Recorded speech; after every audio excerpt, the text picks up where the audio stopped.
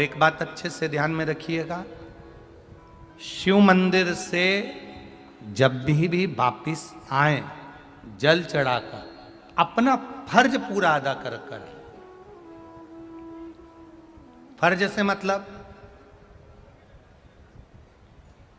जब शिव मंदिर से वापिस आए, जो पत्ती बेलपत्री फूल शिवजी पे चढ़े थे वो नीचे शिवलिंग पे से नीचे गिर गए हों। एक शिवलिंग रखा है, लाना मिट्टी वाला, लाइए जरा उठा के। अब छत्तीसगढ़ में कथा चल रही, थोड़ा ध्यान से सुन लोगे एकांतेश्वर शिवलिंग का पूरा वृतांत। तो आप लोग जो पशुपति व्रत कर रहे हो या कोई भी उपास करते हो, कई लोग कहते हैं हमने करा नहीं हुआ। क्यों नहीं हुआ? उसमें हमारी गलतियों को हमें छाट। ये देखिए,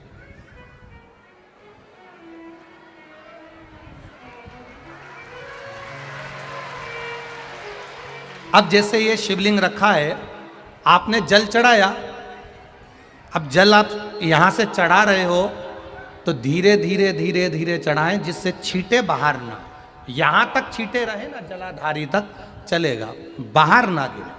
और एक बात का स्मरण रहे, यदि बेलपत्री फूल पत्ती जल चढ़ाने के बाद ये सब अगर नीचे गिर जाए, जलाधारी पर गिर गया या नीचे उतर गया, तुम्हारा पूरा जल चढ़ जाए, तुम्हारे पास में चंदन नहीं है, अबीर नहीं है, गुलाल नहीं है, कुछ भी नहीं हो, तो भी अपने हाथ की 3 उंगलियों से रेखा 3 खींचकर और फिर जो माला आदिक भगवान की रखी थी उसी से भगवान का वापिस पूरा श्रृंगार कर कर फिर वापिस आइए, भगवान को पूर्ण श्रृंगार।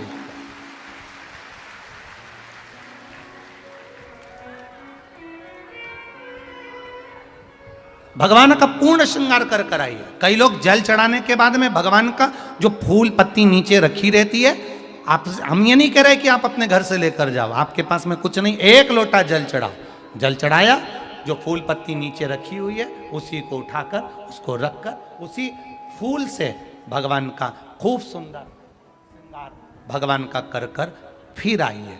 क्यों? शिव का जब हम श्रृंगार कर कर आते हैं, माता पार्वती जी ने देव अधिदेव महादेव का श्रृंगार किया है, आप लोगों के स्मरण में होगा। राम जी ने माता जानकी का श्रृंगार किया है। रामचरित सुनिए कथा, रामायण सुनिए, आप लोगों ने रामायण सुनी होगी, तो उसमें माता बैठी हैं शिला के ऊपर और भगवान राम उनका श्रृंगार कर रहे हैं, एक कौवा आता है वो चोंच मार कर जाता है, ये सारा वृत्तांत आप लोगों ने श्रवण किया है। तो राम जी माता सीता का श्रृंगार करते हैं, भगवान कृष्ण राधा जी का श्रृंगार करते हैं। केवल एक देव अधिदेव महादेव की कथा ऐसी है जिसमें पार्वती जी शिव जी का श्रृंगार करती हैं। शिव का श्रृंगार किस लिए? क्यों? कहा जल चढ़ाने के बाद वहीं पर पड़ी हुई पत्ती से, फूल से, जो चढ़े हुए फूल हैं, चढ़ी हुई पत्ती है, चढ़ा हुआ निर्माल्य है, जो भी शिव जी का है, उसी को धोकर वापिस भगवान का श्रृंगार कर कर आना चाहिए। किस लिए? कि हे भोलेनाथ, जब मैं इस संसार सागर से जाऊं, अखंड सुहाग लेकर पूरी श्रृंगार कर कर इस धाम से जाऊं, ऐसी कृपा बना। जो पढ़ाओ, जो पढ़ाओ, चंदन नहीं है, हाथ से चंदन का स्मरण होना चाहिए। नहीं है हमारे पास लगाने को रोली मोली चंदन, जो भी आपके पास में, अबीर गुलाल नहीं, अपने मन का गुलाल लगाइए, अपने मन का हृदय से दिल से रिझाने का प्रयास। ले जा बाबू, ले जा, दिल से चढ़ाइए। और जब भाव से, दिल से आप आनंद के साथ देव अधिदेव महादेव का आप पूजन करो, उसमें गलती ना हो, गलती। राम वन गए तो राम बन गए। अगर राम वन नहीं जाते तो राम कभी राम नहीं बन पाते। राम जी का वन जाना राम जी के बनने का मूल है। राम वन गए तो राम बन गए। अगर राम बन ना जाते तो राम कभी राम नहीं बन पाते। उनके बनने का कारण केवल इतना सा है कि उन्होंने संत साधु सन्यासी तपस्वी और ठोकरों को सहते सहते सहते सहते दुख सहते सहते 14 वर्ष निकाल दिए। और 14 वर्ष निकाल कर उनसे पूछा जाए कि तुमने इस वन में रहने पर तुम्हें सुख क्या मिला, तो राम जी कहते हैं जो सुख राज सिंहासन पर नहीं, वो सुख में जब संतों के दरवाजे पर, साधुओं के दरवाजे पर, ऋषियों के दरवाजे पर गया तो वो सुख मुझे प्राप्त हुआ, वो सुख मुझे मिला है।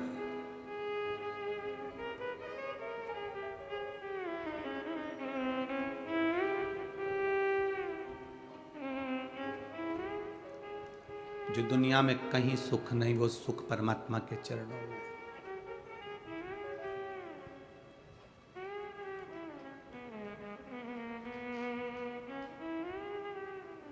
परमात्मा के चरणारविंद का वो सुख है। कभी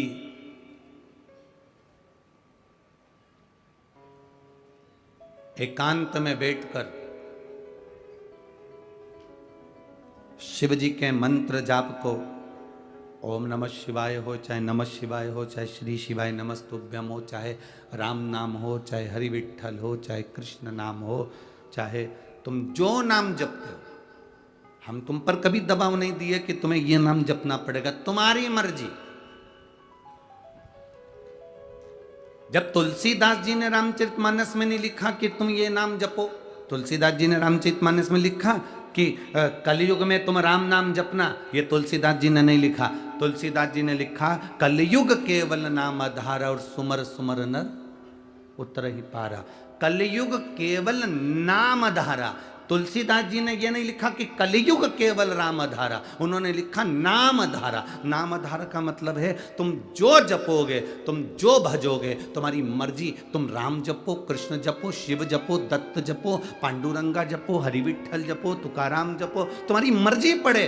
तुम जो जपोगे, बस तुम जो जप रहे हो वो जपने पर तुम पार उतर जाओगे। तुलसीदास जी ने लिखा कलयुग से पार उतरने का साधन है कलयुग केवल नाम धारा। उन्होंने राम भी नहीं लिखा कि राम धारा, उन्होंने लिखा नाम धारा। तुम्हारी मर्जी पड़े तुम उसको भजना और भजकर पार उतर जाना। ये तुम्हारे ऊपर निर्भर करता है कि तुम्हें जपना क्या है।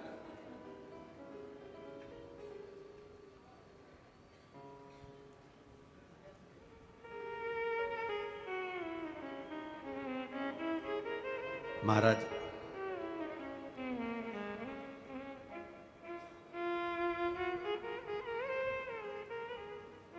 बेटा पढ़ाई करना चाहता है इंजीनियर की,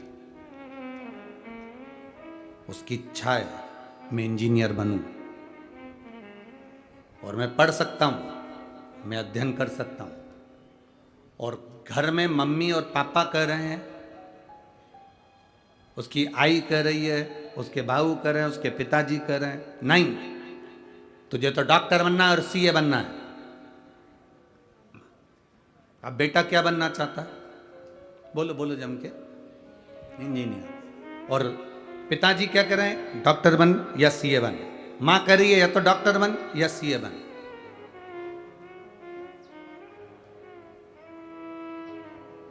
बेटा चाहता है मैं इंजीनियर बनूं और घर के लोग चाहते हैं कि ये डॉक्टर बने, ये सीए बने।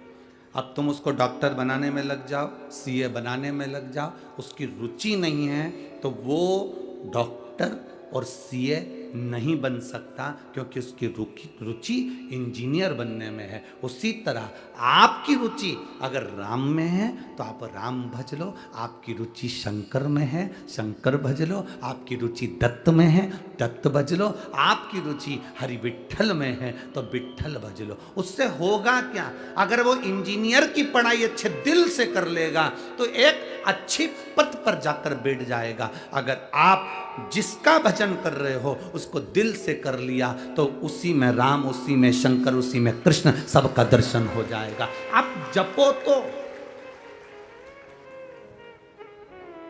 अब बजो तो।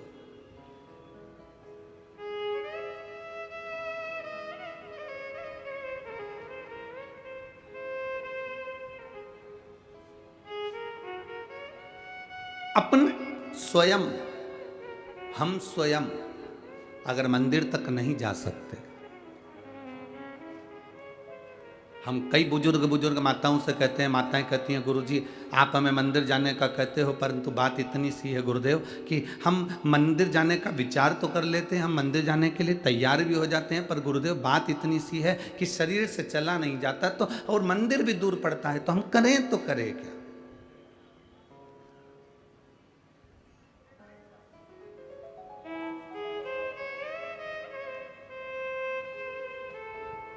एक बहन रोज एक पत्र लिखती है, शायद आज भी पत्र आया होगा, हम पढ़ नहीं पाए।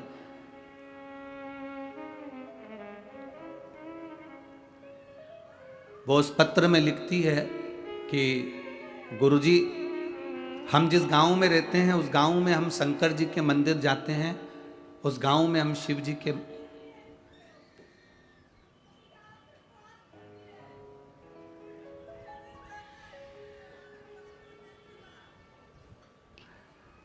आप लिखकर भेजो मुझे, थोड़ा सा लिखिए, मैं उसको देखता हूँ। शंभू जरूर जरूर मैं करता हूँ, शंभू बैठो, जरूर करूँगा। आज कथा के बाद में 10 मिनट आपका और हमारा ही शरीर, ठीक है, बात कीजिए।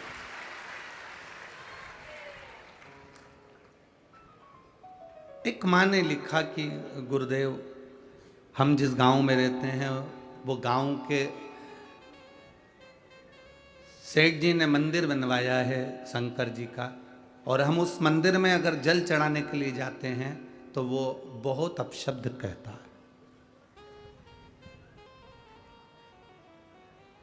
हमारे चक्कर में उसने भगवान को भी ताले में बंद कर दिया कि कोई जल ना चढ़े।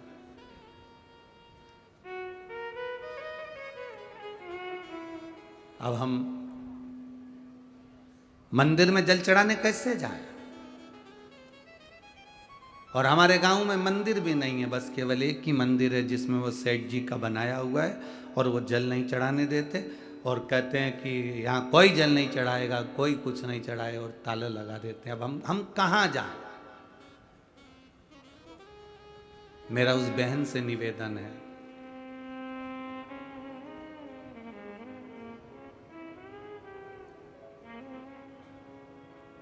डाकघर एक होता है, बोलो सही है?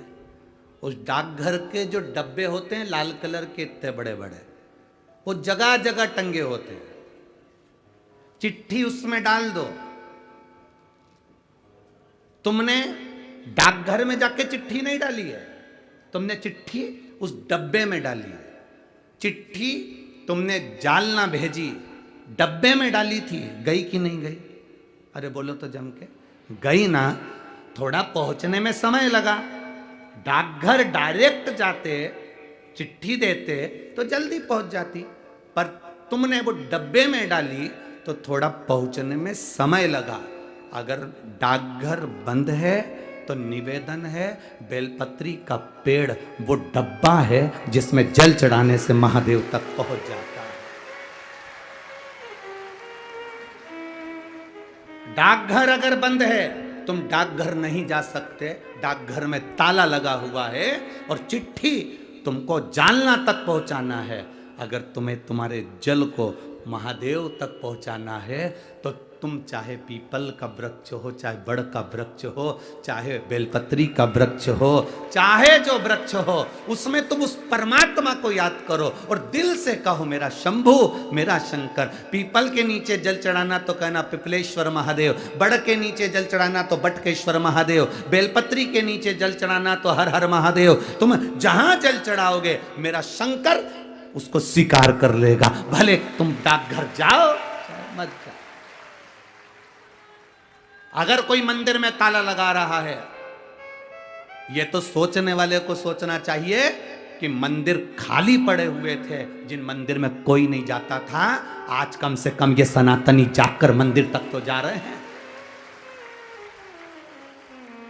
ये तो उनको सोचना चाहिए जो मंदिर में ताला लगा रहे हैं, जो मना करते हैं कि पानी मत चढ़ाओ, जल मत चढ़ाओ, ये मत चढ़ाओ, वो मत चढ़ाओ। ये उनको सोचना चाहिए कि कम से कम सनातनी जागा है, मंदिर तक तो आ रहा है, और तुम उसमें भी क्लेश करो।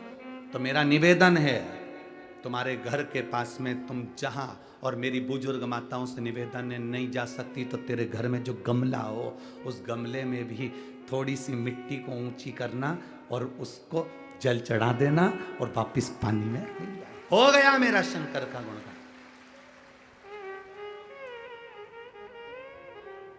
अगर मंदिर में तुम्हें जाने से मना ना करें तो तुम मंदिर जाओ, देवालय जाओ, शिवालय जाओ, और अगर मना कर दें तो फिर अपना भगवान की भक्ति जहां बैठकर करोगे वो स्वीकार करेगा। स्वीकार।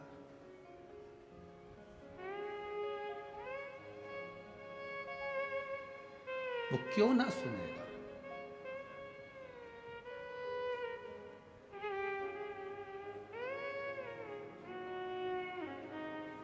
चीटी मंदिर जाती है, झिंगुर, जुआ, अरे बोलो तो जम के, हिरण, हाथी, जरा विचार करिए। श्रीमद् भागवत पढ़ी है आप लोगों ने? सुनी है भागवत? भागवत में सुना होगा। तो भागवत में हाथी के पांव को मगर पकड़ लिया, गज के पांव को ग्रह ने पकड़ लिया, और हाथी सबको बुलाया, कोई नहीं आया। आखिरी में हाथी ने भगवान को बुलाया, और भगवान आए, सुदर्शन छोड़ा, ग्रह का शीश कटा, मगर का शीश कट गया, हाथी का पांव छूट गया, हाथी डिप्रेशन में पड़ गया, हाथी का पांव छूटा और हाथी टेंशन में आ गया।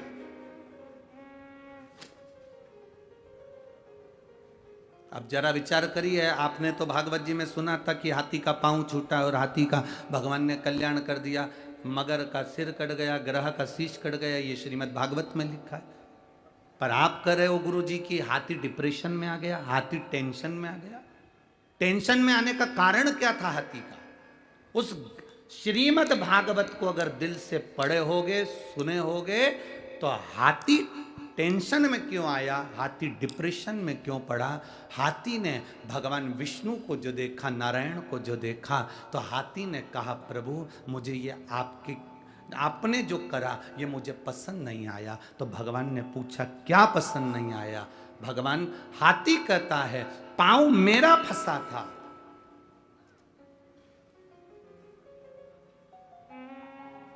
पांव मेरा फंसा था, पकड़ा पांव मेरा था, आपको कल्याण मेरा करना था, और आपने सुदर्शन उठाकर मगर का सिर काट दिया। सबसे पहले कल्याण मेरा होना था और सबसे पहले कल्याण मगर का कर दिया। पहले कल्याण मेरा होना था और आपने कल्याण मगर का कर दिया, उसको परम पद दे दिया, और मैं हाथी पड़ा हूं। भगवान नारायण ने कहा रे हाथी, तू मुझे भज रहा था, तू मेरा भजन कर रहा था, और वो मगर तेरे पांव को पकड़ा था। भजन करने वाले का जो पांव पकड़ता है सबसे पहले वो तरता है।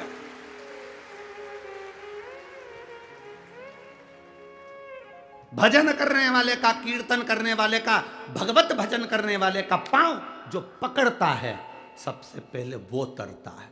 हाथी बाद में तरा, सबसे पहले मगर तर गया, सबसे पहले ग्रह तर गया।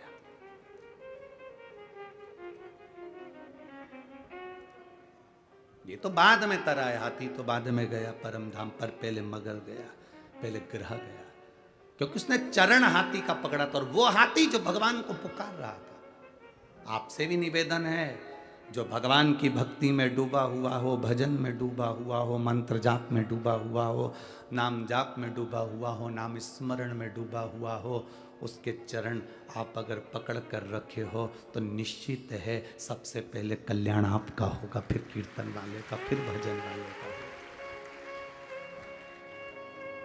पकड़ लो हाथ गिरधारी, नहीं तो डूब जाएंगे। हमारा कुछ ना बिगड़ेगा, तेरी शान जाएगी। जब हम कल यहां से जा रहे थे तो कोई यहाँ पर कह रहा था, गुरुजी आपने सुबह 8 बजे से कथा रख दी, पुणे के लोग तो 9, साढ़े 9, 10 बजे तक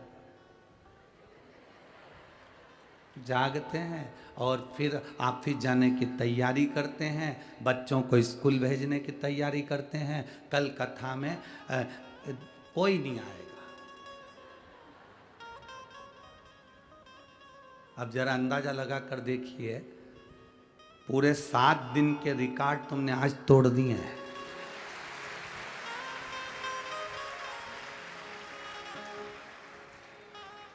यहां बता रहे थे कि सुबह 4 बजे से और रात को 3 बजे से लोग आना चालू हो गए थे, रात्रि भर चले हैं, रात भर भक्त आ रहे हैं, पूरी रात चले। अब पूछा एक बार रामकृष्ण परमहंस जी से, वृंदावन में रामकृष्ण, भारत की भूमि के पहले संत थे रामकृष्ण परमहंस, भारत की भूमि के पहले संत थे रामकृष्ण परमहंस, जो मथुरा के रेलवे स्टेशन पर उतरे थे तो पांव के बल नहीं उतरे थे, अपने सिर के बल उतरे थे, सिर के बल। रामकृष्ण परमहंस। स्वामी विवेकानंद जी ने पूछ लिया था रामकृष्ण परमहंस जी से कि मथुरा के रेलवे स्टेशन पर आप पांव से नहीं उतर रहे हो, सबसे पहले आप ट्रेन से अपने सिर को बाहर निकालकर जमीन पर रख रहे हो, सिर के बल उतर रहे हो, ऐसा क्यों? तो रामकृष्ण परमहंस जी ने कहा था, जिस ब्रज की रज में मेरे भगवान ने अपना चरण रखा, उस ब्रज की रज में सबसे पहले मैं अपना सिर रखना चाहता हूं, सिर रखा। वृंदावन के लोगों को मालूम पड़ा कि रामकृष्ण परमहंस जी आए हैं तो ब्रज के लोग इकट्ठे होकर आ गए। रामकृष्ण परमहंस जी से पूछा कि एक बात बताओ। रामकृष्ण परमहंस जी से कहा, संत देव गुरुदेव एक बात बताओ, भगवान कृष्ण की बंसी में ऐसा क्या था कि गोपियां आधी रात को दौड़ कर आ जाती थी? भगवान कृष्ण की बंसी में ऐसा क्या था कि गोपियां आधी रात को भाग कर आ जाती थी? भगवान कृष्ण की बंसी में ऐसा क्या था कि गोपियां सुध भूल कर आ जाती थी? ऐसा बंसी में था क्या? ऐसा बंसी में था क्या जो गोपियां सुध भूल कर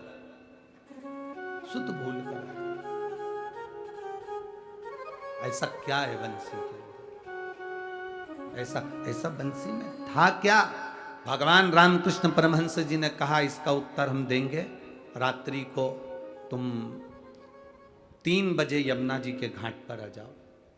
3 बजे रात्रि को लोग यमुना जी के घाट पर पहुंच गए, रामकृष्ण परमहंस जी नहीं गए। 4 बज गई, रामकृष्ण परमहंस जी नहीं गए। सुबह की 6 बज गई, रामकृष्ण परमहंस जी नहीं गए। 7 बज गई, तब रामकृष्ण परमहंस जी यमुना जी के घाट पर गए। लाखों की भीड़ थी, सबने पूछा, गुरुदेव बताओ ना, भगवान की बंसी में ऐसा क्या था कि गोपियां आधी रात को अपना घर छोड़कर चली जाती थी? रामकृष्ण परमहंस जी ने कहा, भगवान की बंसी में ऐसा क्या था वो तो मुझे नहीं मालूम, पर आज भी उनकी बंसी में दम है, इसलिए तुम आधी रात को यहां इकट्ठे बैठे हो। आधी रात को तुम इतने सारे आए हो, आज भी उनकी बंसी में कुछ तो होगा, कुछ तो सुख होगा। अर्थात शिव महापुराण की कथा में कुछ तो होगा। जो लोग रात्रि को 2 बजे, 3 बजे, 4 बजे, 5 बजे, 6 बजे, कोई समय नहीं देख रहा, चले भगवत भजन की ओर, कुछ तो होगा। और वो क्या है शिव भगवान की इस कथा में, क्या है शिव महापुराण की इस कथा में, वो तो वही जानता है। पर ये निश्चित है, खाली न जाता कोई दर से तुम्हारे, खाली न जाता कोई दर से तुम्हारे, मैं भी खड़ा हूँ नंदी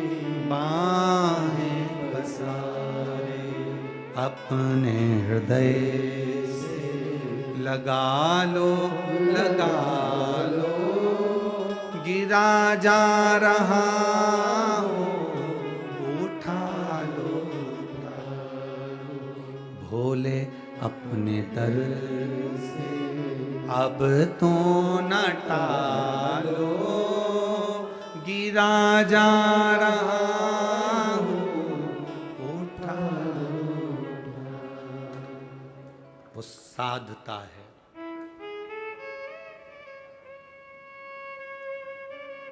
आज कथा का विराम दिवस है। मेहमान जाते हैं, मेहमान 10-15 दिन तक रहते हैं, तब तक अपने घर के बच्चों को 500 रुपये नहीं देते हैं। तुम्हारे यहाँ पुणे के मेहमान देते हो रोज 500 का नोट, तो बात दूसरी है। तो ऐसे मेहमान हमारे यहाँ भी भेज देना।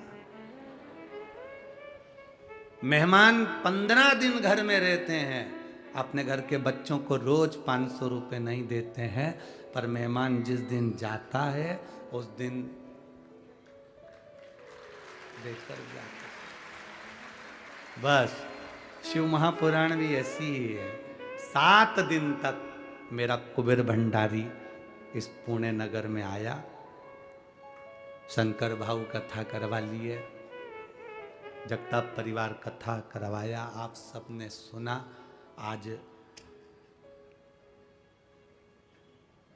पिता जब जा रहा होता है तो अपने घर के पोता पोतियों को टॉफी देकर जाता ही है, कुछ देकर जाता है।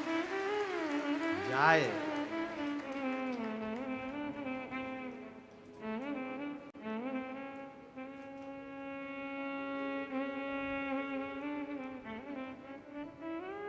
विदाई का दिन रहता है 7वां दिन,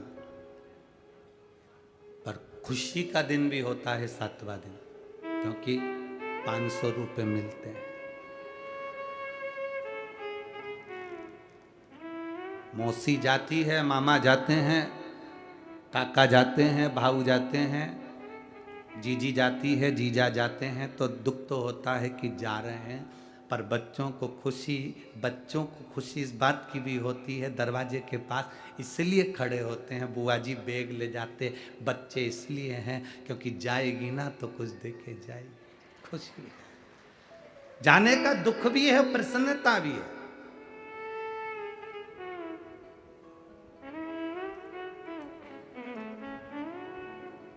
आप भी मेरे भोलेनाथ जी से कहना, बाबा आप जा रहे हो ना कुबेर भंडारी, पर जाते जाते ऐसी कृपा जरूर कर कर जाना, ऐसा धन हमको भी देना कि जिंदगी में एक बार शिव महापुराण की कथा हम भी करवा सके, ऐसा वैभव हमको भी दे।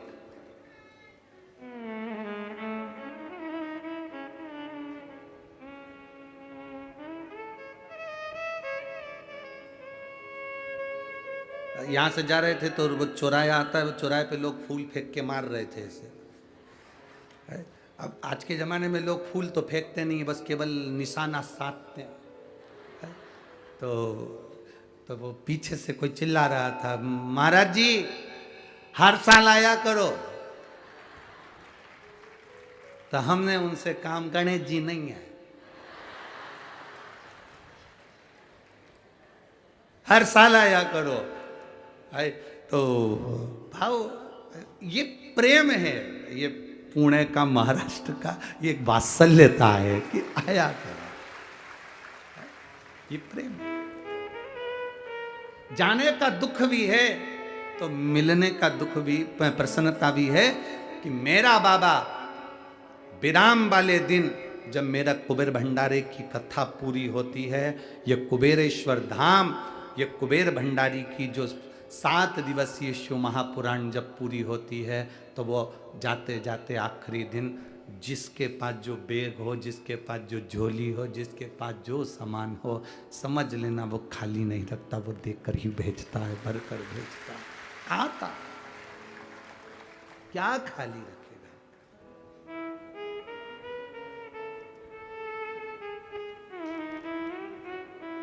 मेरे बाबा दया करना,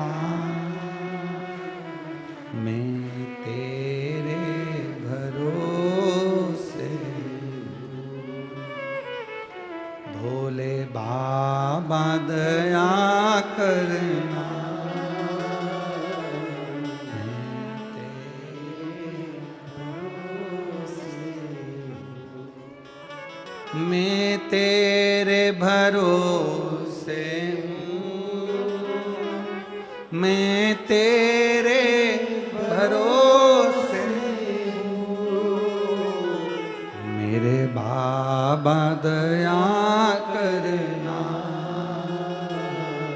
मैं तेरे भरोसे हूँ। हम बाबा के भरोसे पर रहे, हम किसके सहारे जी?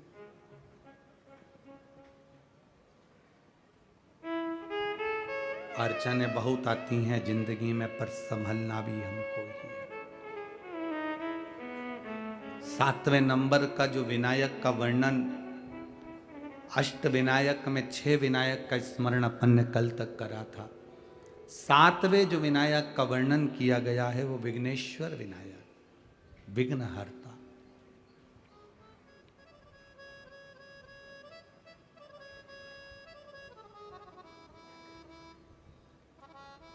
पशुपति व्रत करने से, जल चढ़ाने से, शिव महापुराण की कथा सुनने से आपकी जिंदगी में अगर थोड़ा सा भी लाभ मिला है तो एक बार शिव महापुराण की कथा में पहुंचकर बाबा को धन्यवाद जरूर दिया करो कि बाबा तूने खूब। उन्होंने अपने पत्र में एक बात लिखी थी कि गुरुजी मैं 65 साल की मेरी उम्र है,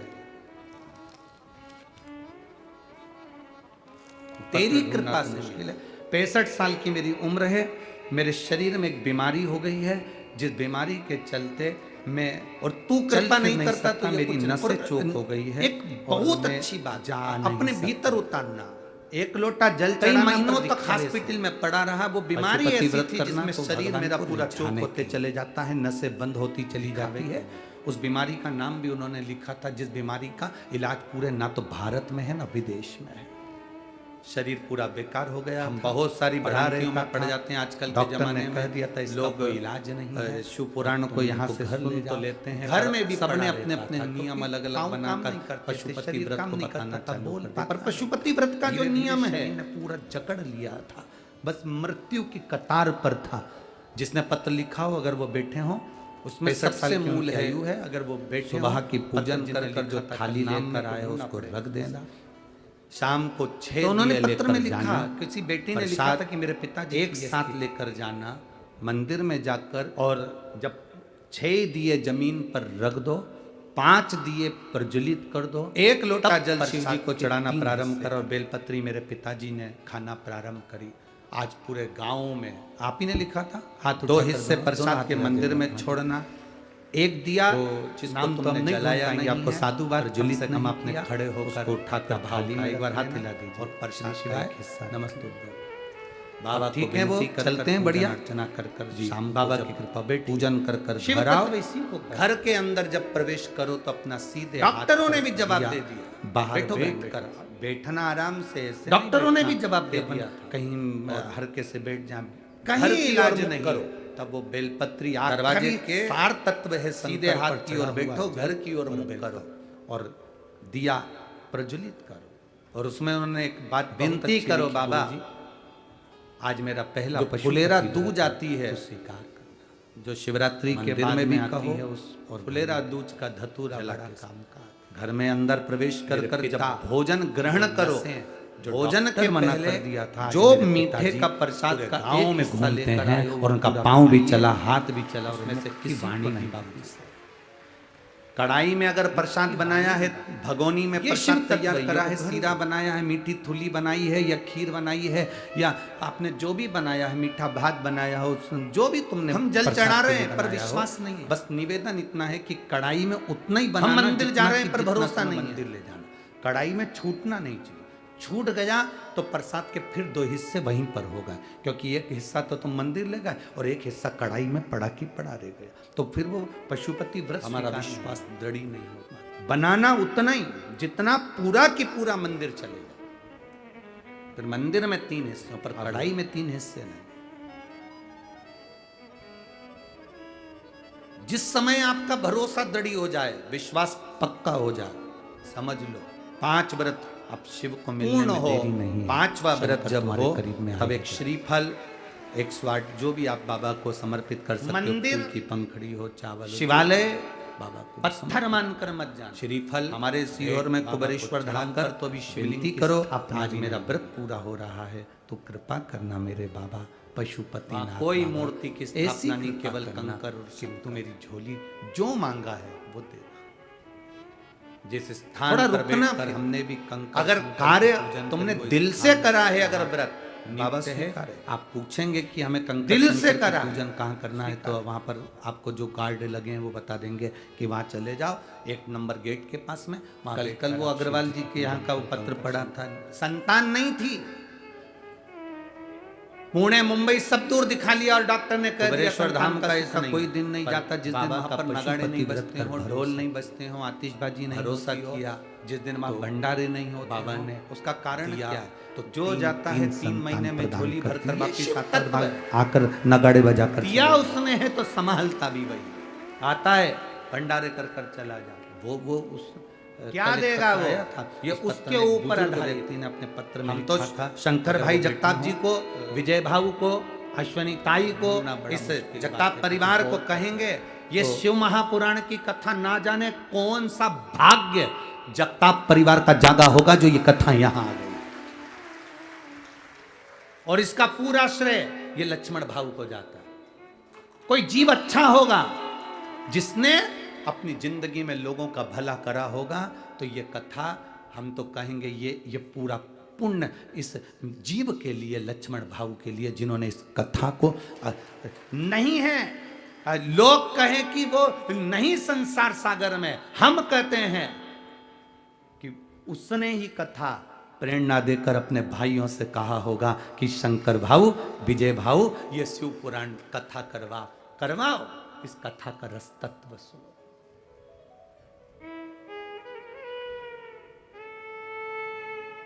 आज जितनी प्रसन्नता आप लोगों को हो रही होगी, उतनी प्रसन्नता मेरे लक्ष्मण भाऊ को हो रही होगी कि मेरे परिवार ने कथा कराकर आज पार लगा दिया। सारी पुराण करवाओगे वो 7 पीढ़ी तारने का कहती है ये शिव महापुराण। कभी आप उज्जैन में जाना और ऋण मुक्तेश्वर मंदिर पर पत्थर पर अंकित पढ़कर आना कि शिव महापुराण की कथा, और यह शास्त्र विद्धेश्वर संहिता कहती है कि शिव पुराण 7 पीढ़ी नहीं 71 पीढ़ी को पार उतार देती है। यह कोई साधारण सी नहीं,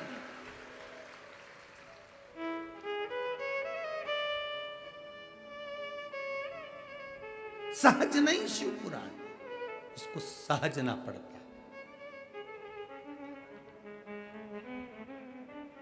इसको अपने भीतर उतारना पड़ता।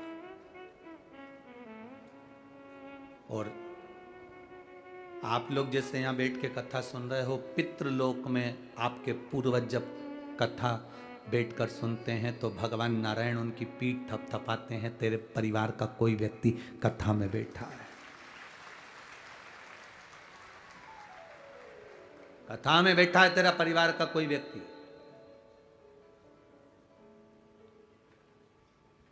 कुछ अच्छा कर्म करा होगा जो कथा तक पहुंच गया। बड़ी मुश्किल से ये पांव कथा तक जाते हैं, कीर्तन तक जाते हैं।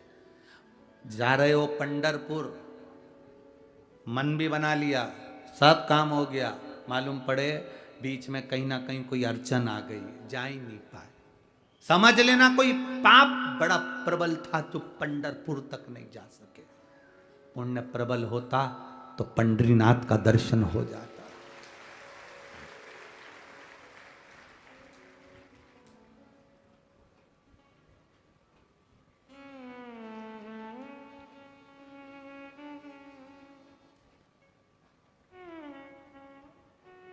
वो कहे ना, कोई जाए जो काशी में मेरा पेरा।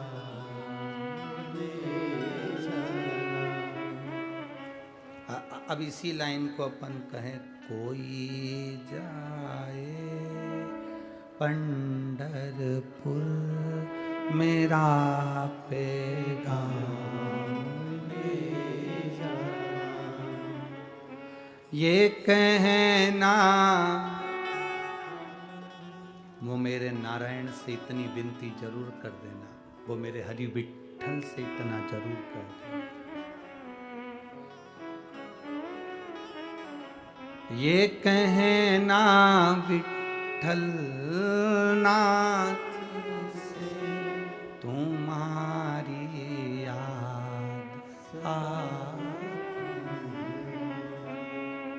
मैं खुद तो आ नहीं सकता, मेरा तेरा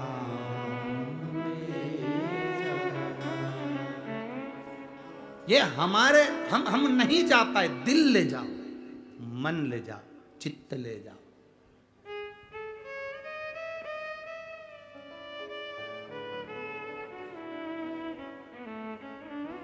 दुनिया के सारे मंदिर ऐसे हैं जिसमें मूर्ति है, पर कुबेरेश्वर धाम ऐसा है जहां मूर्ति नहीं, कंकर शंकर है।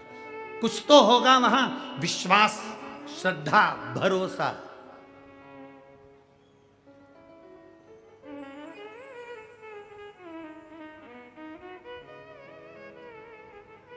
2019 में हमने सोचा था कि बाबा को बिठा दे, नहीं बैठे। 2020 में सोचा बिठा दे, नहीं बैठे। 2021 में सोचा बिठा दे, नहीं बैठे। 2022 में सोचा बिठा दे, नहीं बैठे। 2023 आ गया, सोच रहे बिठा दे, नहीं। वो खुद ही नहीं बैठे तो हम क्या करें? बैठेंगे।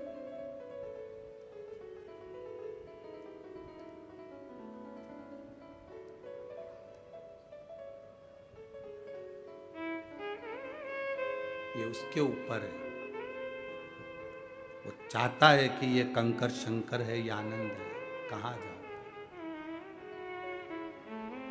विश्वास रखिए, भरोसा पक्का रखिए, दृढ़ी। एक माँ ने अपने पत्र लिखा, उस पत्र में एक माँ ने लिखा,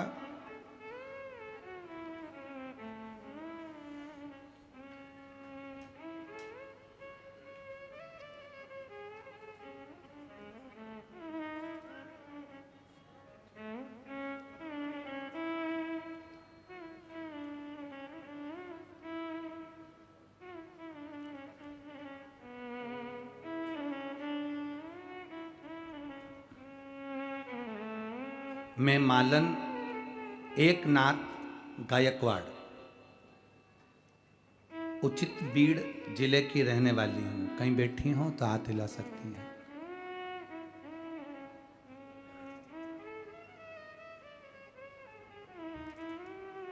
मैं गृहिणी हूं।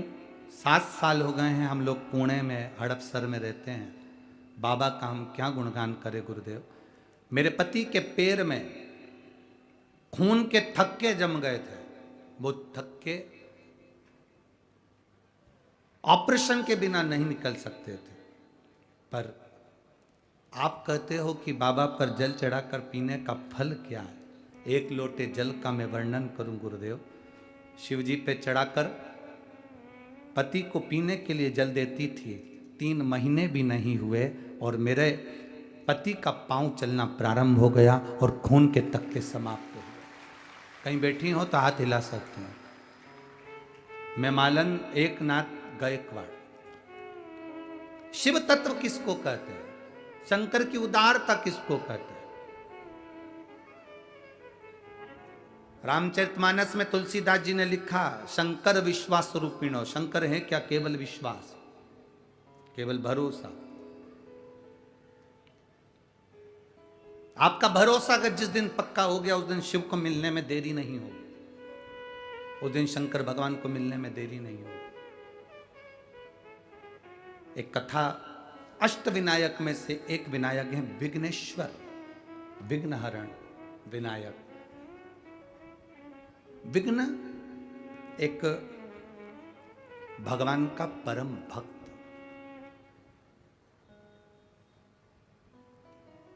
शिव जी का परम भक्त है विघ्न, परम भक्त।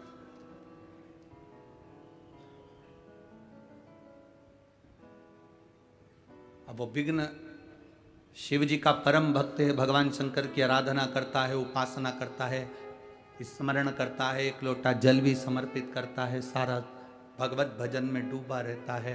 भगवान उस विघ्न का नियम था शिव जी की अर्चना करना, उसकी अर्चना करने का तरीका दूसरा था।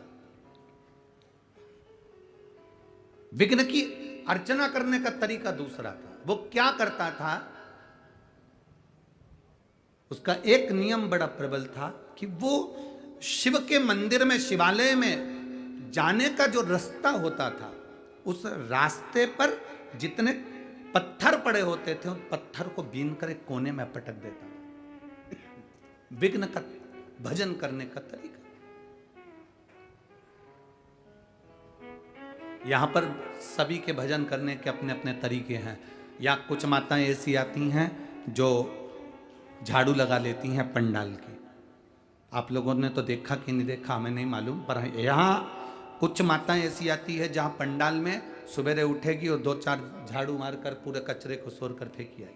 यहाँ कुछ माताएं ऐसी आती है कि भोजन भंडारे में जाकर पूड़ी बेलने का, भोजन बनाने के काम में लग जाती है।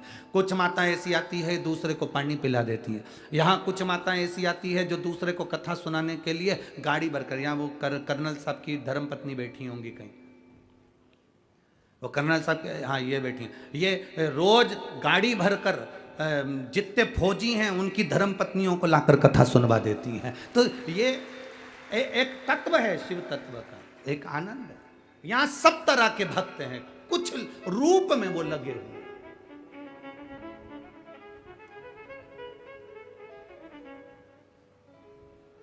और आज मैं शंकर भाऊ जगताप जी आपको धन्यवाद इस चीज के लिए भी दूंगा और यहाँ के प्रशासन को एक धन्यवाद इस चीज के लिए दूंगा।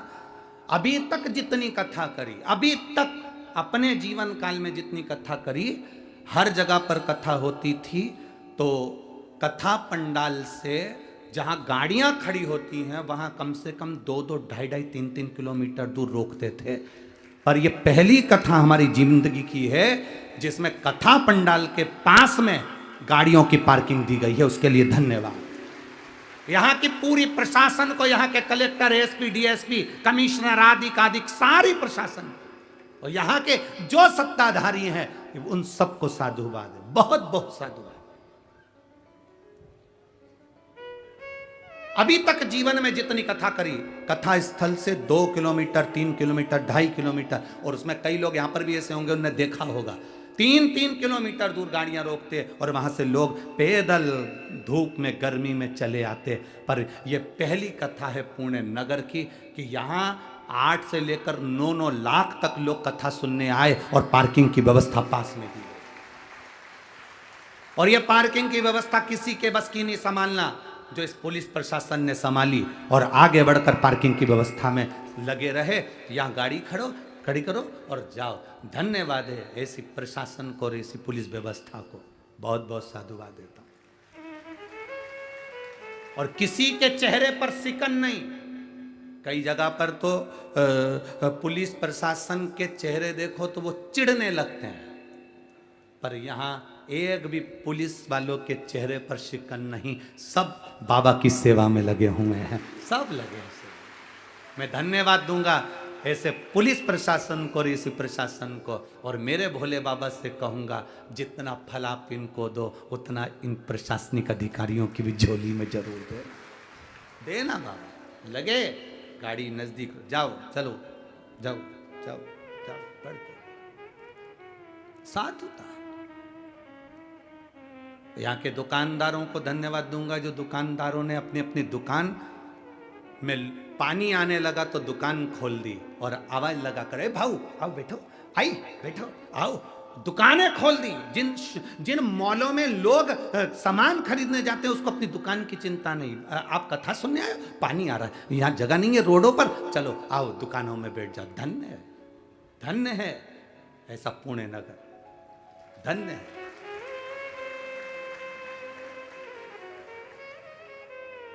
लोग कहते हैं बड़ी सिटी वालों का दिल नहीं होता। हम कहते हैं जो ऐसा कहते हैं उनमें दिमाग नहीं होता।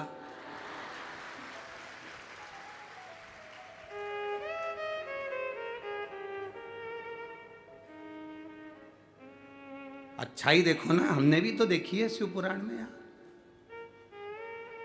देखो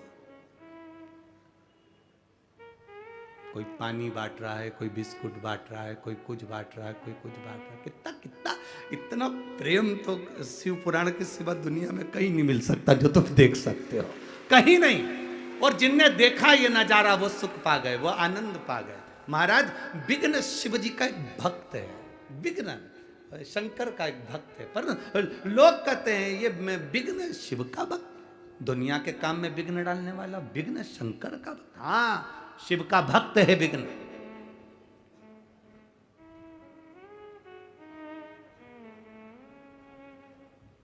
शंकर भगवान का भक्त है विघ्न। तो क्या विघ्न तो ऐसा है कि लोगों के काम में विघ्न डाल देता है, लोगों का काम बिगाड़ देता है, उसको विघ्न कहते हैं। हाँ, वो ही विघ्न, वो शंकर भगवान का भक्त है। इसीलिए तो शिव महापुराण की कथा कहती है, शंकर जी को एक लोटा जल चढ़ाकर जाना, तुम्हारे बेटे की शादी नहीं हो रही हो, बेटी की शादी नहीं हो रही हो, दुकान नहीं डल रही हो, कोई काम दिक्कत आ रही हो, शंकर भगवान को एक लोटा जल चढ़ाकर जाना, विघ्न आ ही नहीं सकता, क्योंकि वो शिव का भक्त है।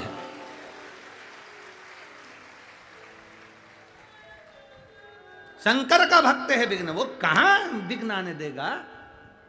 हमसे लोग कहते हैं शंकर भगवान को जल कितनी बजे चढ़ाए, हमने कहा तुम्हारी मर्जी पड़े तब चले जाओ, तुम्हारा मन करे तब जाओ।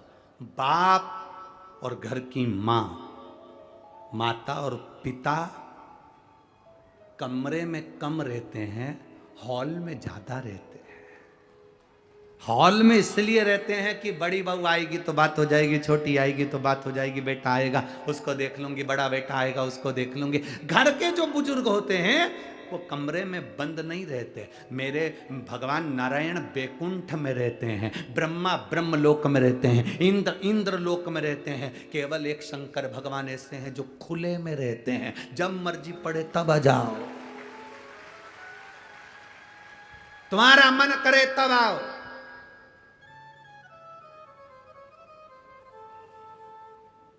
शिव का दरवाजा और शमशान का दरवाजा कभी बंद नहीं होता।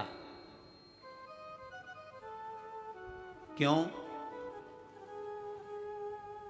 काल कब आएगा ये किसको मालूम है। जब काल आएगा तो लोग शंकर को याद करेंगे। इसलिए ये तो अब शंकर जी के मंदिर में दरवाजे होने लगे, नहीं तो शिव जी के मंदिर में कपाट नहीं होते थे। शंकर जी के मंदिर में कपाट नहीं है, कपट नहीं है और झंझट नहीं है। शिव जी के मंदिर में ये तीन चीजें है ही नहीं, एक कपाट, दूसरा कपट और तीसरी झंझट। फालतू की झंझट भी नहीं शंकर जी के मंदिर में कि भोग लगाना पड़ेगा, 56 भोग देना पड़ेंगे, कपड़े देना पड़ेंगे, भगवान को खूब अच्छे हार पहनाना पड़ेंगे, खूब अच्छी आभूषण लाना पड़ेंगे, झंझट नहीं। शंकर जी के मंदिर में भगवान तो कह रहे तू कुछ भी मत ला, एक लोटा जल चढ़ाकर चले जा, इतना भी नहीं बने तो 3 बार ताली बजाकर चले जा, इतना भी नहीं बने तो हर हर महादेव बोलकर चले जा, इतना भी नहीं बने तो मेरे शिखर का दर्शन कर कर चले जा। और एक चोर तो ऐसा विचित्र था, शंकर जी के मंदिर में चोरी करने गया, जब उसको चोरी के लिए जलाधारी उतारना थी तो टेबल कुर्सी नहीं मिली तो शंकर जी पे चढ़ गया। ऐसे भी भक्त हैं। और शिव जी ने उसको भी देख कर वर दे दिया, मांग तुझे क्या चाहिए। वो कहे मैं तो चोरी करने आया था। शंकर भगवान बोले ऐसे चोटे तो हमारे मंदिर में आते रहते, तू तो मांग ले, तू मांग, क्या चलेगा। शिव तत्व की प्राप्ति हो, शंकर का गुणगान औघड़ी है।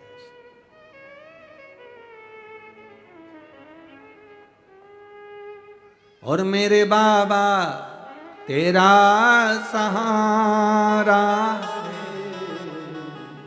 मेरी नैया का तू किनारा,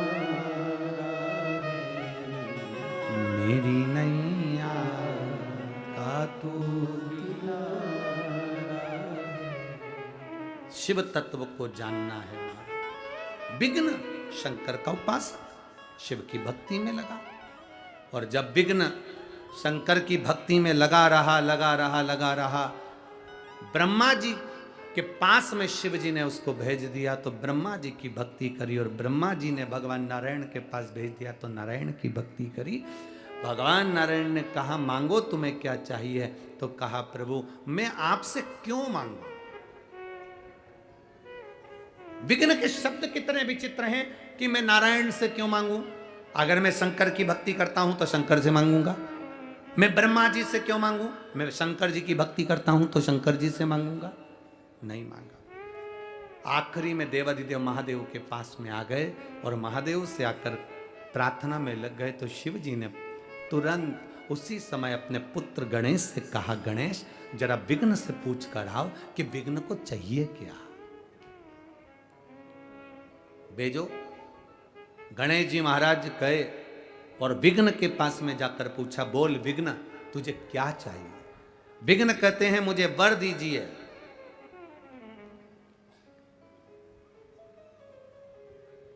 मुझे वर प्रदान करो। गणेश जी ने पूछा कौन सा वर। अब पिताजी ने बोला था कि जो मांगे देख कर आना, वर मांग ले। तो विघ्न कहता है मुझे वर दीजिए, मैं दूसरे के काम में विघ्न डालूं, मेरे काम में कोई विघ्न ना डाले। अब विघ्न ने वर क्या मांगा, मैं दूसरे के काम में विघ्न डालूं पर मेरे काम में कोई विघ्न ना डाले। अब गणेश जी उनने तो पिताजी ने कहा था कि जो विघ्न मांगे दे देना, जा जरा मिलकर, और उन्होंने कह दिया तथास्तु, तू दूसरे के काम में विघ्न डाल पर तेरे काम में कोई विघ्न ना डाल। इसमें के विघ्न वाले बहुत सारे लोग हैं, अपने काम में कोई विघ्न ना डाले, दूसरे के काम में तुम खूब डालो। ऐसे लोग आज भी हैं।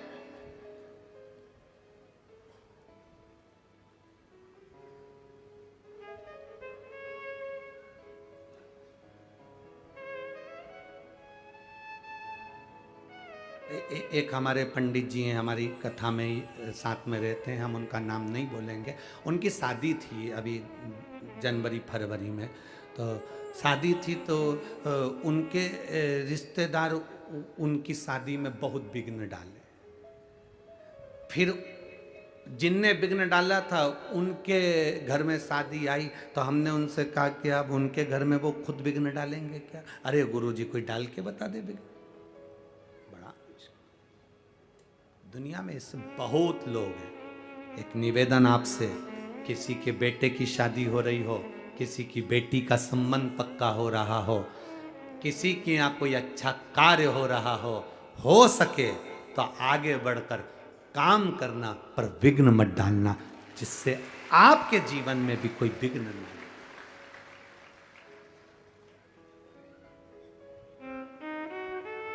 कुछ अच्छा करिए अपनी जिंदगी में। वो फिर भजन की लाइन स्मरण न जाए, भला किसी का कर ना सको तो बुरा किसी का मत करना, और फूल नहीं बन सकते तो मत। अच्छा बन सके तो अच्छा करिए, किसी का कभी बुरा मत करो। प्रयास करो कि अपनी जिंदगी में हम किसी का अच्छा कर सकें। बहुत कठिन है, बहुत कठिन, फिर भी करने का प्रयास करना। एक बात आज आपसे कहना चाहेंगे, दूसरों के जैसा बनने का प्रयास मत करो, अपने आप को इतना क्वालिटीवान बनाओ कि दूसरे आपके जैसा बनने का प्रयास करो।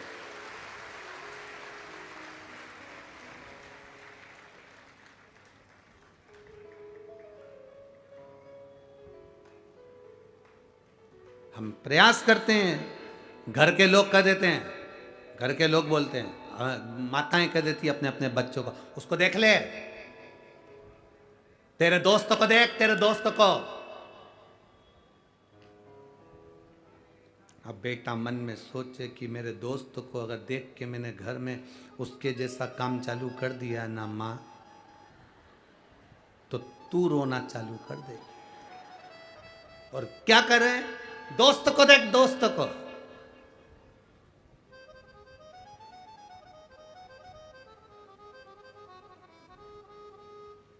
दूर के ढोल सुहावने लगते हैं, अपने नहीं। हमें हमेशा दूसरे के ढोर सुनाने बहुत अच्छी लगी है। हमारा तुरंत पत्नी अपने अपने पतियों से कह देती तुम्हारे वो दोस्त कितने अच्छे हैं, है? कितना ध्यान रखते हैं वो अपनी पत्नी का। हो जरा सी पत्नी को छींक आई और वो दिखाने डॉक्टर को ले गए, और एक तुम हो। अब पति मन में सोचा, एक बार उसकी पत्नी के पास बैठकर बात करना, तो उसकी पत्नी के पास बैठी तो उसने कहा तुम्हारे पति कितने अच्छे हैं।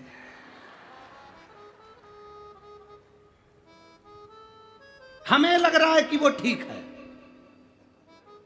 अपने आप में संतुष्टि कहां है हमको। हम जो साड़ी पहने हैं बहुत अच्छी है, हम जो कपड़े पहने बहुत अच्छे हैं, मेरे घर में जो रह रहे हैं सब अच्छे हैं, मेरी सास अच्छी, ससुर अच्छा, भाई अच्छा, बंधु अच्छा, सखा अच्छा, पत्नी अच्छी, पति अच्छे, बच्चे अच्छे, सब अच्छे। जिस नौकरी को मैं कर रहा हूं वो नौकरी भी मेरी अच्छी है। किसी के कहने पर तुमने कहा बहुत दिन हो गए इस कंपनी में करते करते, वो इसको वो क्या बोलते, स्विच कर देना ना, ऐसे ही बोलते शायद, है? हाँ, तो उसको तो इसको छोड़ दूं, अगली में दूसरी कंपनी को। अब मालूम पड़े अच्छी ढूंढने गया था और मालूम पड़े जो अच्छी थी उसको छोड़ दिया, दूसरी कंपनी ढूंढने चला था, मालूम पड़े इससे भी गया, और उसमें पहुंचते से झंझट चालू हो गई। अब रो रिया है कि इससे तो पहले की कंपनी अच्छी थी। ऐसे कई हैं जो कंपनी चेंज कर रहे हैं। कई लड़कियां कहती हैं मेरे को इस पति के साथ नहीं रहना, मुझे इससे तलाक लेना है, मैं इसके साथ नहीं रह सकती। घर के लोगों को समझाना चाहिए, अभी तू 1 साल भी नहीं हुआ, 6 महीने 8 महीने तूने वापरा क्या उसको जो तू अपशब्द कर रही है, ताने दे रही है। घर के लोगों को चाहिए कि समझाओ, बेटी को भी और बेटे को भी। बेटे को समझाओ क्यों नहीं रहना चाहता अपनी पत्नी के साथ, समझाओ उसको, पर नहीं मैं इसके साथ नहीं रह सकती क्योंकि उसकी सहेलियों ने, उसके दोस्तों ने कह दिया इससे अच्छी मिल जाएगी, छोड़ कर तलाक। और तलाक देने वालों ने भी कह दिया अच्छी मिलेगी, कर लो तलाक लो, और उसने तलाक लिया। मालूम पड़े अब की बार तो जगदम्बा मिली थी, आने वाले समय में चंद्र घंटा मिल गई।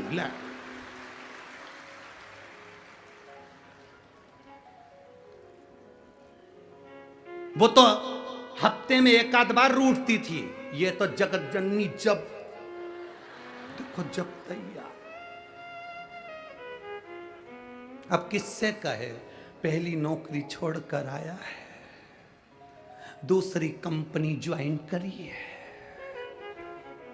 अब कंपनी ज्वाइन करी है तो फिर अब काम करो। पहली कंपनी में तो जितने घंटे काम करता था उतना ही ठीक था, अब इस कंपनी में तो लगा सुबह से रात तक।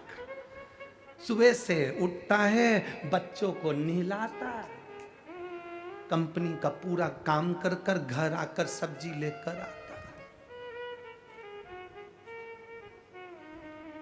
है। फिर वही बात आ गई जो अभी हमने छिंदवाड़ा में कही थी ना, कि जिनकी कितना दुख होता होगा जिनकी शादी में दूल्हा जब स्टेज पर आता है और माला लेकर जब दूल्हा स्टेज पर जब चलता है, इधर से फुलझड़ियाँ, इधर से धुआं निकलता है, नगाड़े बजते हैं और डीजे पे गाना बजता है, अजब वो शान शहंशाह।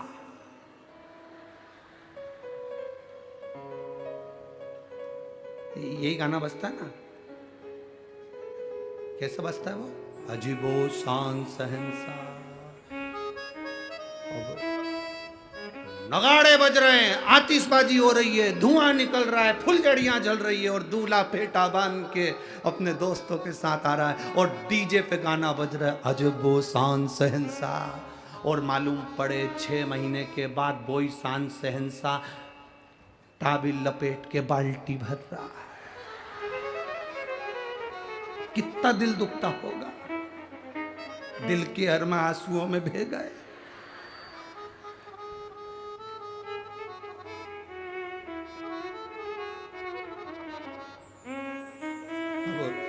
करे क्या, तो इसलिए निवेदन है जो भगवान ने दिया उसमें संतुष्ट रहो। घर में जो है उसमें संतुष्ट रहो। दूसरे का देखकर अपने घर को बिगाड़ो मत। दूसरे का घर देखकर अपना घर मत बिगाड़ना कि उनके घर में ये पर्दा है, उनके घर में ये सामान है, वो घर में ऐसे हैं, वो वैसे हैं। जरा दूर के ढोल सुहावने नजर आते हैं, हर एक को लगता है वो अच्छे हैं, वो सुखी हैं। एक बार जरा जाकर पूछो, जो 50,000 रुपए के डनलप के गद्दे पर सोते हैं, उनको भी नींद की गोली खाकर सोना पड़ता है। जरा पूछो तो सही। इससे तो साधारण गरीब व्यक्ति को लग रहा है कि 50,000 का गद्दा, एसी का रूम, डनलप के गद्दे पर सोचो नींद नहीं आ रही है, गोली खाना पड़ रही है, और तुम्हें लग रहा है मैं तो पड़ा हूं, तो नींद तो आ रही है ना। जहां पड़ा, जैसा पड़ा, नींद तो आ रही है ना। कई कई माताएं तो कथा में कुर्सी पे बैठी बैठी सोई जाए, और इनसे कहो सो रही है क्या? वो बड़े अच्छे से मुंडी हिला के बोले वो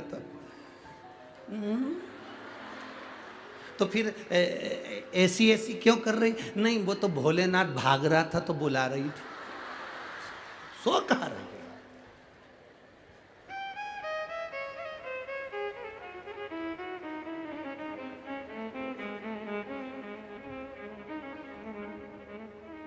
अपने स्थान पर बैठकर भगवान देवाधिदेव महादेव से आज कथा का विराम दिवस है। दिल से बाबा से प्रार्थना करिए, भगवान देवाधिदेव महादेव आपके हृदय की बात को श्रवण करे, भाव के साथ में जहां जगह मिले वहां बैठकर भाव से बोलिए।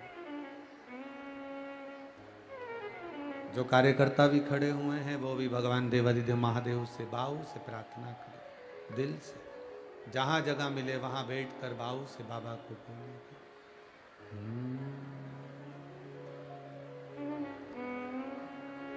श्री शिवाय नमस्तु, श्री शिवाय नमस्तु, श्री शिवाय नमस्तु, श्री शिवाय नमस्तु,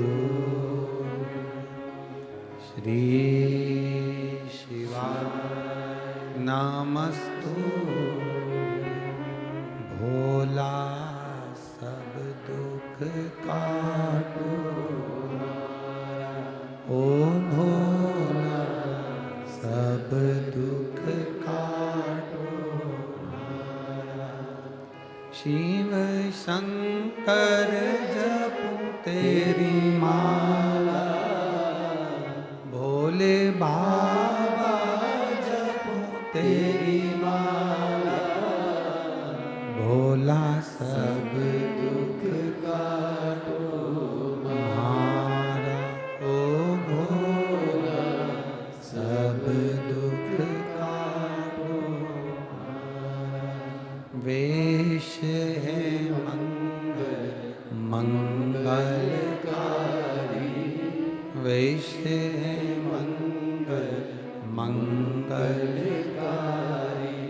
शमशान वासी हमारा, शमशान वासी हमारा। ओ भोला सब दुख काटो हमारा, ओ भोला सब दुख काटो हमारा। भगवान शिव की कथा कहती है, विघ्न ने गणेश जी से वर पा लिया। अब वर पाने के बाद तो इतना प्रबल हो गया कि वो हर एक के कार्य में विघ्न डालने लगा। जब सबके कार्य में वो विघ्न देने लगा तो भगवान देवाधिदेव महादेव के पास में सूचना आ गई। भगवान ब्रह्मा जी ने और भगवान विष्णु ने जाकर भगवान देवाधिदेव महादेव से स्तुति करी कि आपका परम प्रिय शिष्य विघ्न गणेश जी से वर पाकर सब दूर विघ्न डाल रहा है। तो भगवान शंकर जी ने कहा एक काम करो ना कि देवता उसके कार्य में विघ्न डालो। ना ना ना, उसने वर मांग लिया कि मैं सबके यहाँ विघ्न डालूं पर कोई मेरे यहाँ विघ्न नहीं डाले। ऐसे दुनिया में बहुत लोग होते हैं जो अपने भीतर की बुराई नहीं देखते।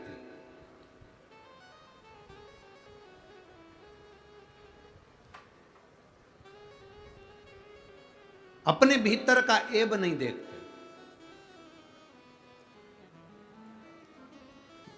दूसरे का देख रहे।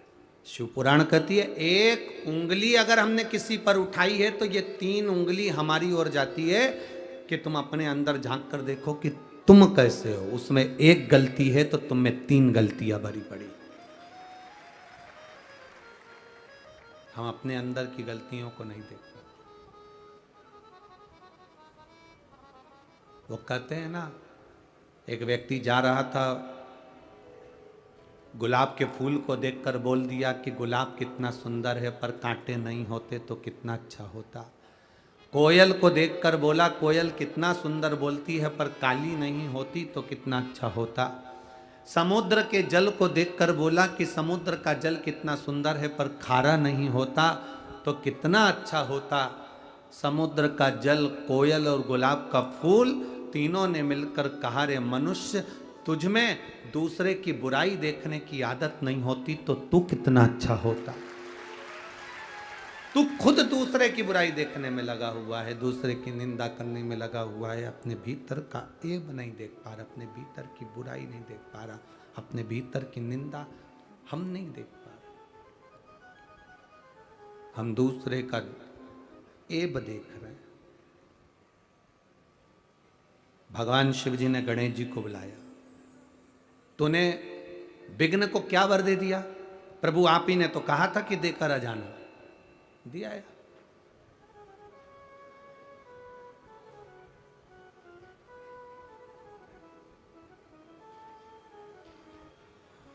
आप ही ने तो कहा था कि देकर आओ, तो मैं दिया है। कभी कभी गलती हो जाती है। एक डॉक्टर ने एक मरीज से कहा कि बिल्कुल हल्का भोजन करना, एकदम हल्का।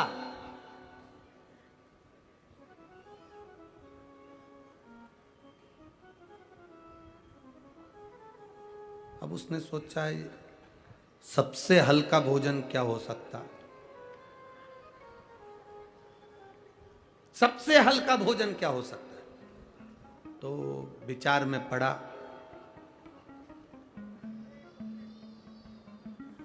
एक जगह पर रोटी बन रही थी।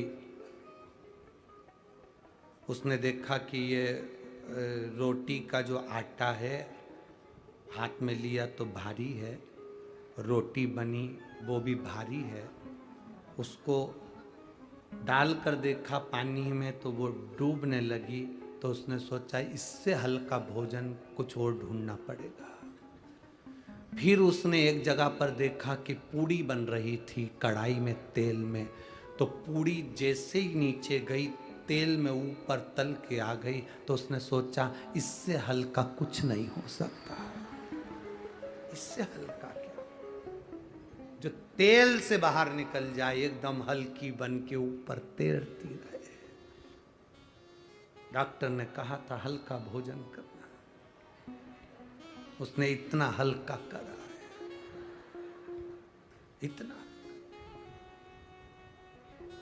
शिव कथा कह रही है भाई। गणेश जी से कहा था कि तुम वर देकर जाना। अरे समझकर तो वर देना था।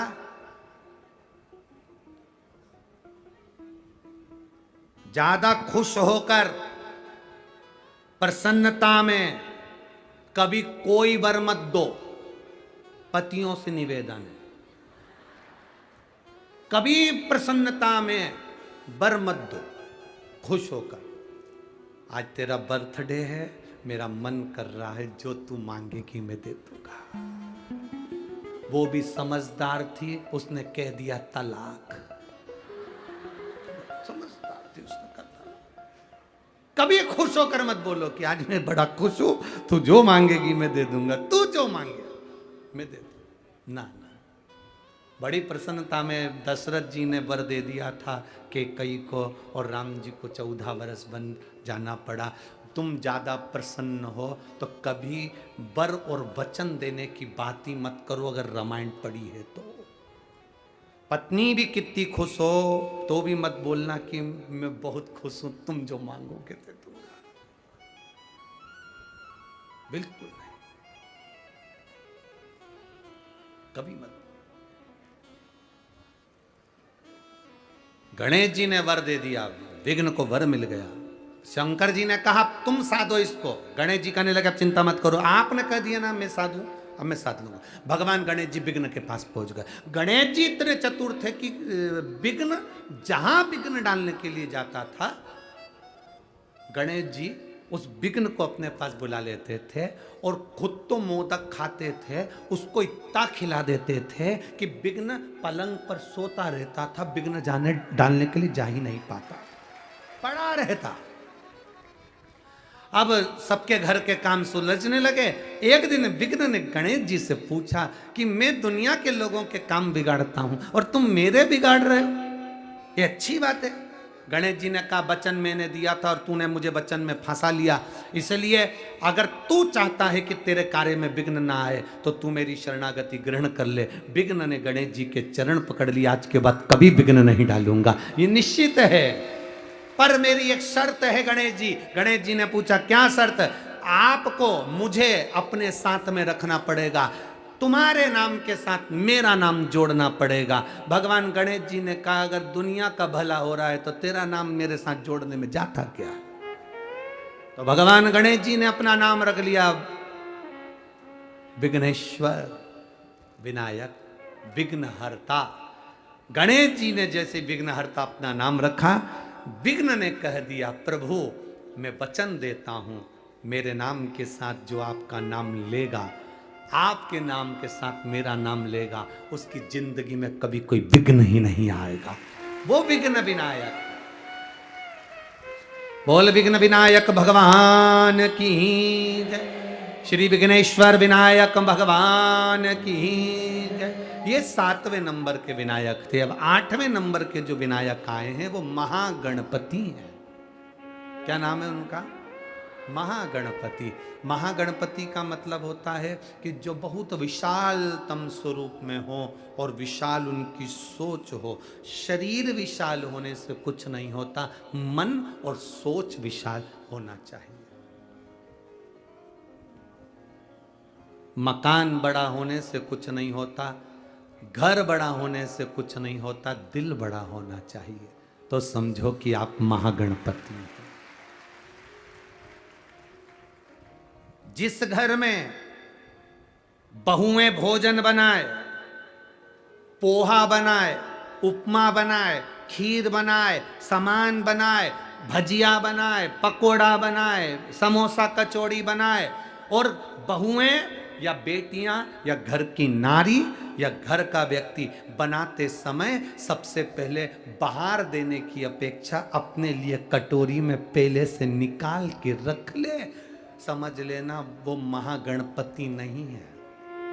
महागणपति किसको कहा गया?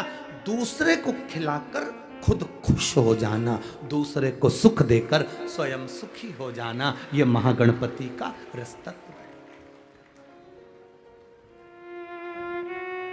कईयों की आदत रहती है घर में कुछ भी सामान पहले बना, पहले अपने लिए निकाल के रख लिया, बाद में फिर बाहर, क्योंकि खत्म हो गया तो टेंशन तो इनको रहता ही है कि खत्म हो गया तो। और कई ऐसे होते हैं जिनको विश्वास है मैंने अगर इतनी खीर बनाई है, मैंने इतना सीरा बनाया है, मैंने इतना उपमा बनाया है, उसको अपने अन्नपूर्णा पर भरोसा है, उसे अपने शंकर पर भरोसा है, तो वो बचाता नहीं, उसको मालूम है बचेगा, अपने आप बचेगा, उसमें बचाने की जरूरत नहीं, बच जाएगा, अपने आप बचेगा।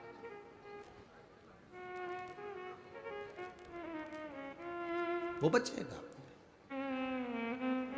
अपने आप पर भरोसा करो, मेरे महादेव पर भरोसा करो, समय आया।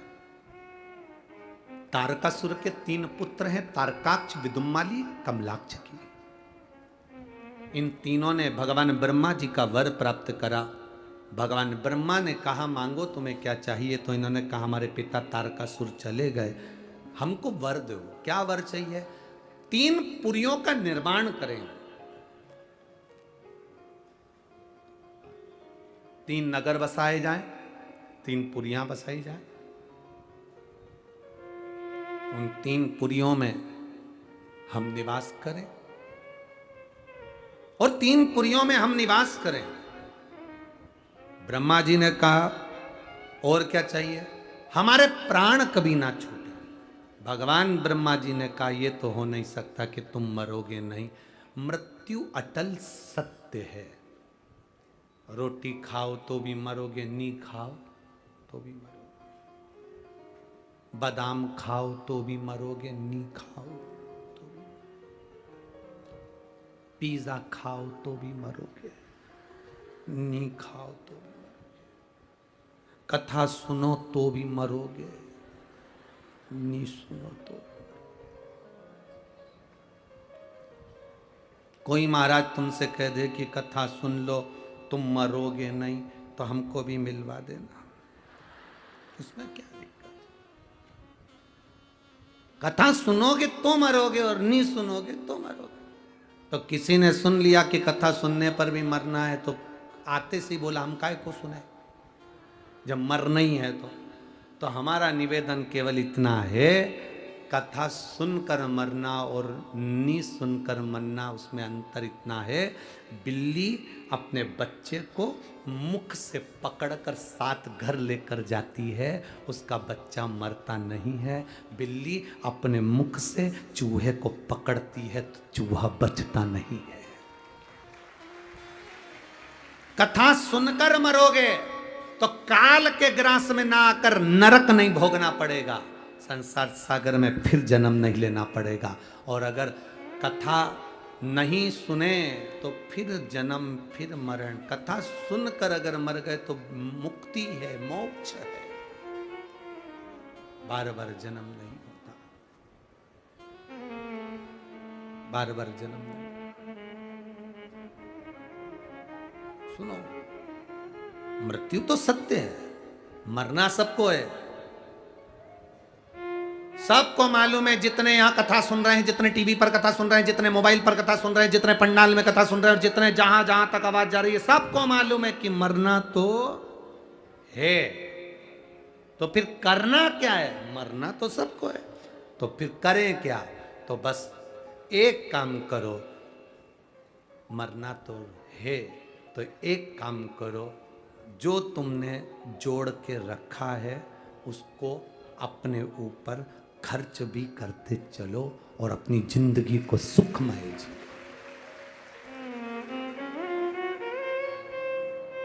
जोड़ा जोड़ा जोड़ा और आखिरी में यहीं पे छोड़ा, और फिर इतना बड़ा फोटो लग गया और उस पे प्लास्टिक के फूल की माला। और जो अब यार 7-8 दिन के बाद में फिर 16 श्राद्ध आएंगे, लोग खीर और पूड़ी को मिला के तुम्हारे फोटो में चिपकाएंगे। पूरे साल खीर पूड़ी चिपकी रहेगी और तुम ऐसे ही स्माइल देती रहोगी और पूड़ी चिपकी।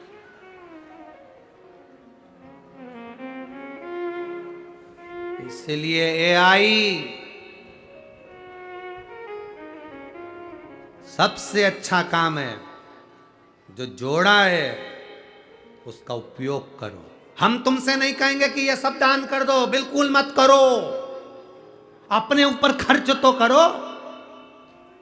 अपनी जिंदगी खुश होकर जियो, फुल एंजॉय के साथ, आनंद के साथ अपने जीवन को जियो।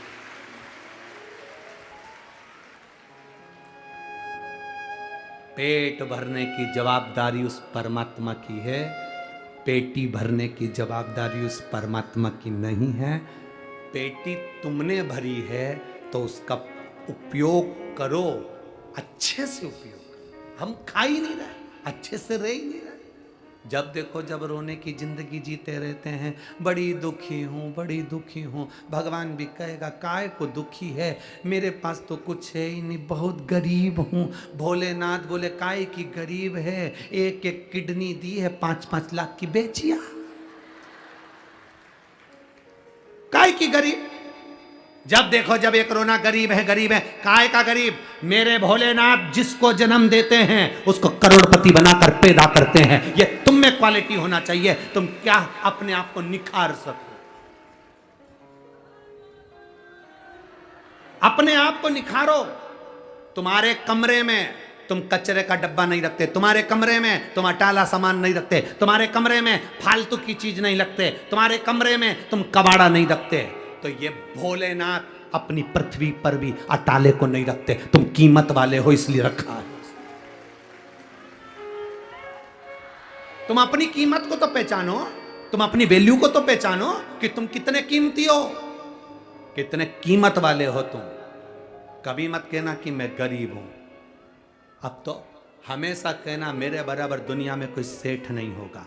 दिन भर अगर बोलोगे कि मेरे बराबर कोई सेठ नहीं होगा तो भगवान भी मुंह से निकली हुई सरस्वती को सत्य करेगा और सेठ बनाकर छोड़ेगा। हमने पहले भी कहा, कोई जल्दी बनता है कोई लेट बनता है, कोई जल्दी बनता है कोई लेट बनता है। भोलेनाथ को जल चढ़ाने वाला एक दिन सेठ जरूर बनता है, निश्चित है। आप किसके भरोसे? बोल बम का नारा है, बनेगा वो, मिले। एक पत्र आया है, पत्र तो बहुत सारे आए, देखो पत्रों का क्रम।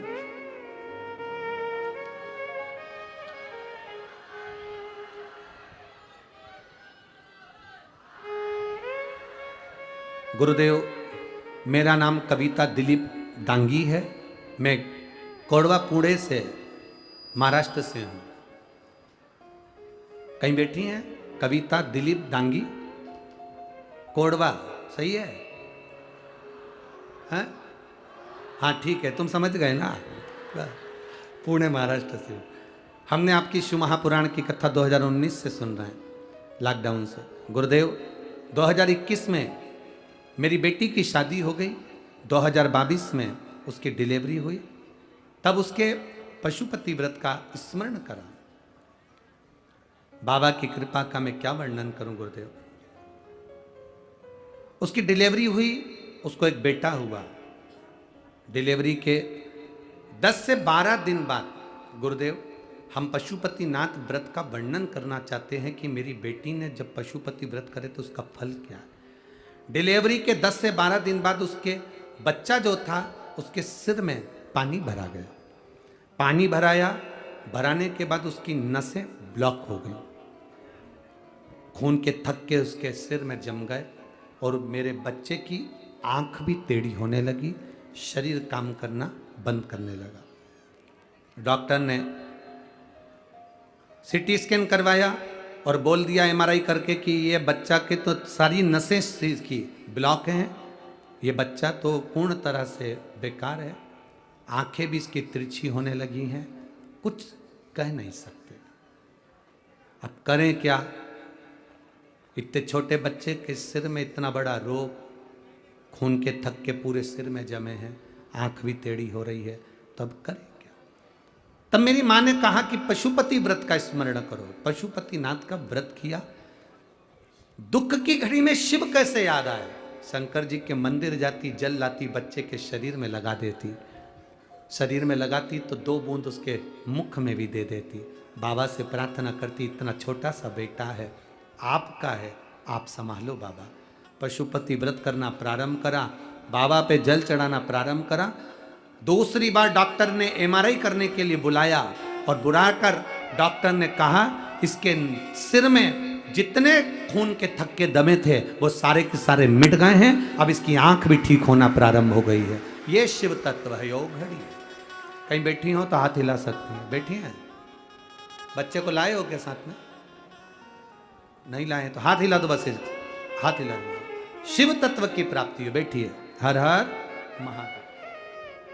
ओघड़ी है शंकर, दयालु है शिव। महाराज भगवान शिव भगवान गणेश त्रिपुरा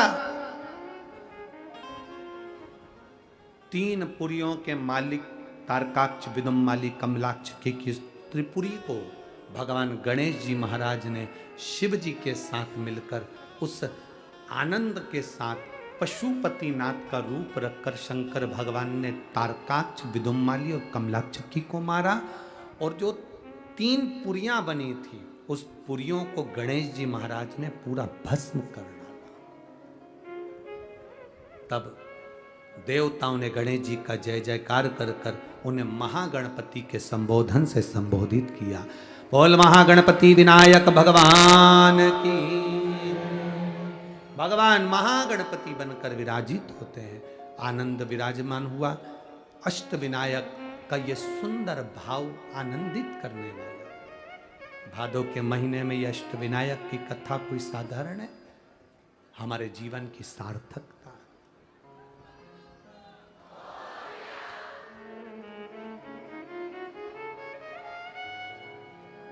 ये आनंद देने वाली। महाराज आगे 12 ज्योतिर्लिंग का चरित्र तुमुरुका जी ने चंचुला देवी को श्रवण कराया। प्रथम सोमनाथ जी का वर्णन करा, चंद्र की काया के रोग से मुक्त करा।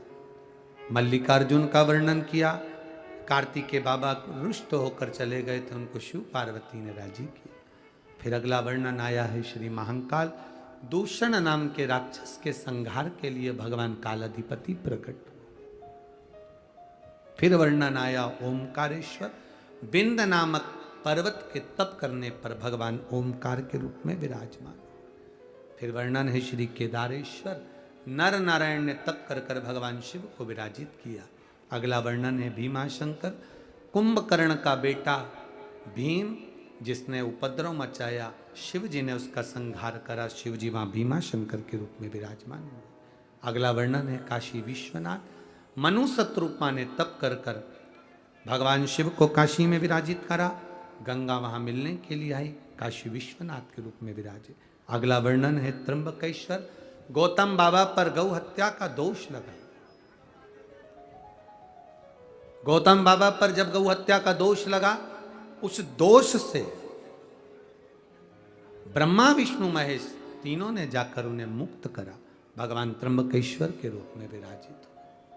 महाराज अगला वर्णन है श्री वैद्यनाथ, रावण भगवान शंकर के शिवलिंग को लेकर चला, संध्या करने के भाव से भूमि पर रखा, वो शिवलिंग उठा नहीं तो वैद्यनाथ जी के रूप में विराजमान हुआ। फिर वर्णन आता है श्री नागेश्वर, दारुक नाम के राक्षस का संहार भगवान शिव करते हैं, नागेश्वर के रूप में विराजमान होते हैं।